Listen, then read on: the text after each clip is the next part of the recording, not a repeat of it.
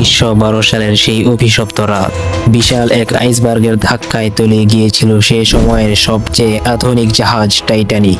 কিন্তু আপনি কি জানেন, অনেক বিশেষজ্ঞ দাবি করেন টাইটানিক আসলে কখনো ডুবেইনি, বরং সমুদ্রের নিচে যা পড়ে আছে তা ছিল অন্য একটি জাহাজ।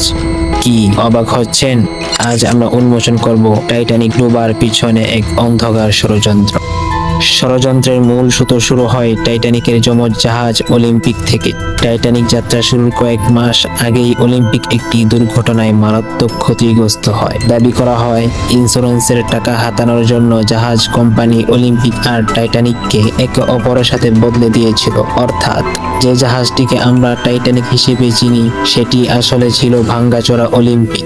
আরো রহস্যময় ব্যাপার হলো টাইটানিকের মালিক জেপি মর্গান শেষ মুহূর্তে যাত্রার টিকিট বাতিল করেন এবং তার কাছের বন্ধুদেরও জাহাজে উঠতে নিষেধ করেন, যেন তিনি জানতেন আজ রাতে কিছু একটা ঘটতে যাচ্ছে।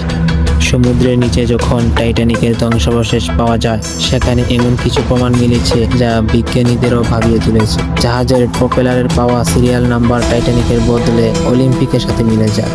তাহলে কি হাজার হাজার মানুষের জীবন নিয়ে খেলা হয়েছিল শুধু টাকার জন্য, নাকি টাইটানিক ডুবা ছিল ইতিহাসের সবচেয়ে বড় সাজানো নাটক? সত্যিটা আজও আটলান্টিকের অতল গভীরে চাপা পড়ে আছে।